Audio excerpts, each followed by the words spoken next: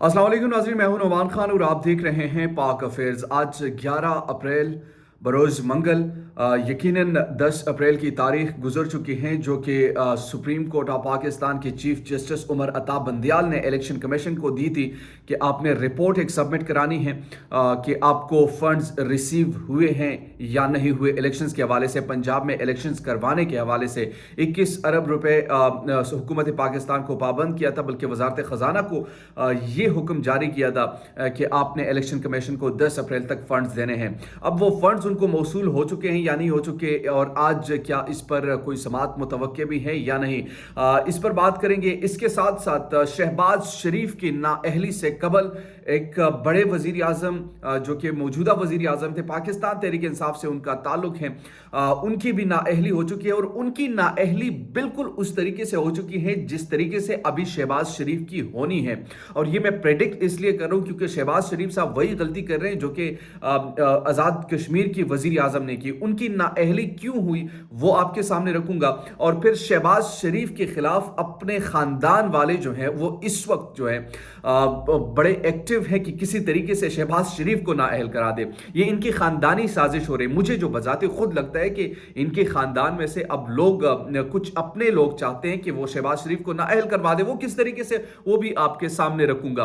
आसमा शिराजी साहबा लिखती है कि जैसा इंटरव्यू मरियम नवाज ने दिया, मेरा चैलेंज है कि इमरान खान भी ऐसा इंटरव्यू दे।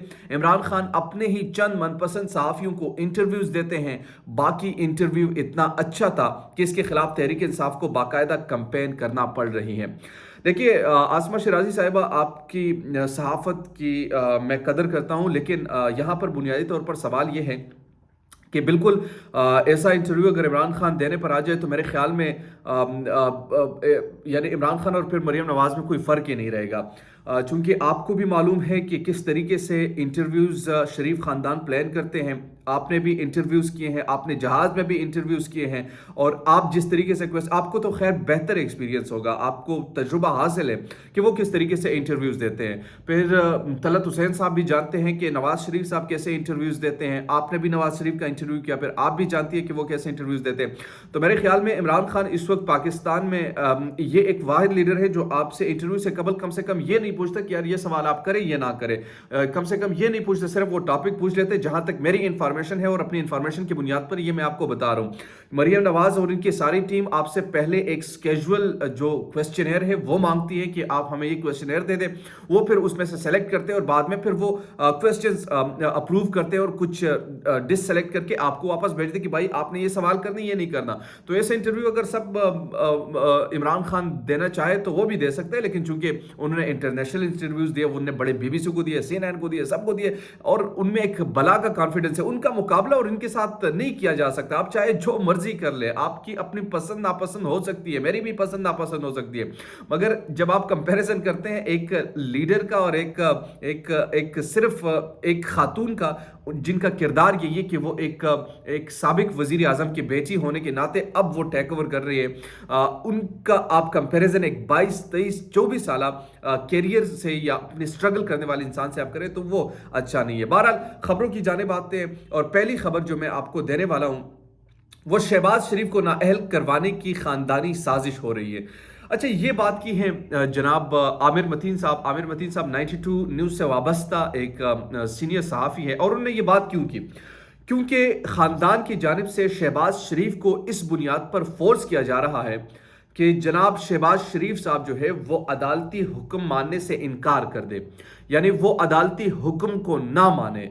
अदालती हुक्म जो है उसकी धज्जियां बिखेरे, और धज्जियां बिखेरने के बाद उन पर यानी नाअहली हो सकती है। अच्छा, इम्कान है शहबाज शरीफ इस फंदे को समझेंगे जिससे इनको नाअहल करवाने की खानदानी साजिश हो रही है। कल वो अदालत के हुक्म में अदूली करें, वरना फैसला बहुत वाज़ेह है। सियासतदान पीछे हट सकते हैं, अदालत नहीं।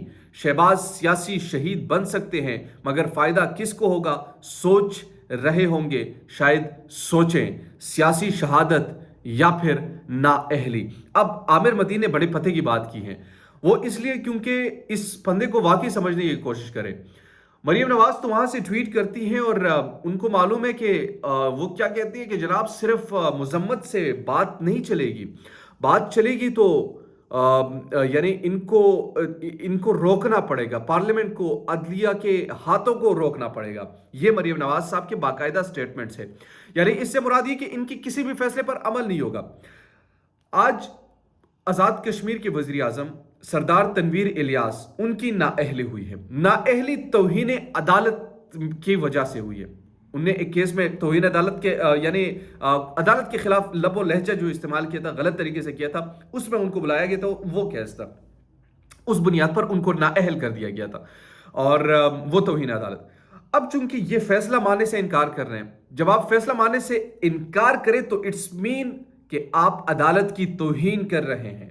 आप डायरेक्टली भी और इनडायरेक्टली भी उसी अदालत की आप तौहीन कर रहे हैं जिस अदालत पर पाकिस्तान मुस्लिम लीग नून हमलावर हुआ था। उस अदालत की आप आप जो है हुक्म मानने से इनकार कर रहे हैं, जो कि मुल्क में बुनियादी तौर पर एक इंसाफ फराहम करने का इदारा समझा जाता है। फिर कहते हैं कि हम अदलिया की इज्जत करते हैं, अदलिया का एहतराम करते हैं। अदलिया का एहतराम इस तरीके से किया जाता है कि उनके हुक्म को रोन डाला जाए, और सिर्फ इस बुनियाद पर कि चूंकि फैसला आपके खिलाफ है। भाईजान, फैसला उस दिन भी एक शख्स के खिलाफ था और बड़े उसने चीखे भी लगाए। इमरान खान उनका नाम था। रात के 12 बजे अदालत लगी। अदालत ने इमरान खान के उस फैसले को रद्दी की टोकरी में फेंक दिया। फैसला माना गया।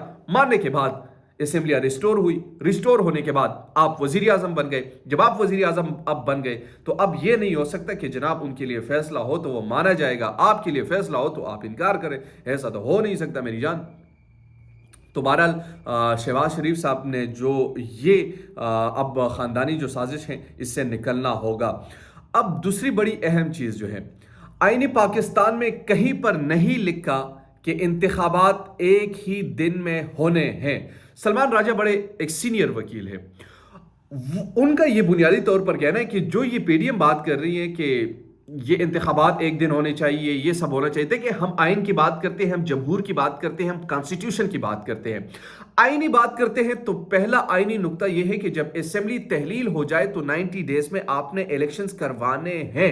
यहां पर यह सवाल उठाया जा रहा है कि यह देखना है कि असेंबलियां किस तरीके से तोड़ी गई हैं या तहलील की गई हैं। आइन में कहीं पर यह नहीं लिखा गया कि जनाब आपने ये एक्सप्लेनेशन देनी है कि असेंबलियों को कैसे तहलील आपने करनी है, या कोई सर्टन उसकी पोजीशन नहीं है। वहां पर सिर्फ एक लफ्ज है कि असेंबली जब तहलील हो जाए, जब तहलील हो जाए तो तहलील हो गई है। अब आपने तशरीह करनी है, आपने कोई अलग अमेंडमेंट करने है कि जनाब इस तरीके से असेंबली अगर तहलील हुई तो वो मानी जाएगी, इस तरीके से ना हुई तो वो नहीं मानी जाएगी। तो ये चीज देखना है। अभी तक इसमें ऐसी कोई चीज नहीं है। फिर पीडीएम ये कर दी है कि जनाब एक ही दिन में हम इंतखाबात चाहते हैं। ये भी आइन में कहीं पर नहीं लिखा कि आप एक ही दिन में इंतखाबात करवा दे। आप करवा सकते हैं, पहले भी करवा सकते हैं, बाद में भी करवा सकते हैं। एक दिन हो तो अच्छी बात है, लेकिन उसके लिए आपका एग्री होना जरूरी है। आप तो ना अदालत के हुक्म को मानते हैं, आप तो कहते हैं कि जब तक हमारी पॉपुलरिटी नहीं हम ऐसा कुछ नहीं करेंगे, और जब नहीं करेंगे तो फिर आपने देखना है कि अदालत आपसे कैसे करवाती है। पाकिस्तानी अदालत जनरल बाजवा से पूछे कि वो मुझे क्यों मिलने आए थे। हुसैन हक्कानी और जनरल बाजवा के हवाले से ये अब गुफ्तगू चल रही है। बहरहाल ये आज की अहम खबरें थी जो मैंने आपके सामने रखी। उम्मीद करता हूँ कि आपको वीडियो पसंद आई होगी। अगर अभी तक आपने हमारे चैनल को सब्सक्राइब नहीं किया, काइंडली डू सब्सक्राइब और चैनल। इसी के साथ नोमान खान को दीजिए पाका फिर से इजाज़त। अल्लाह निगहबान।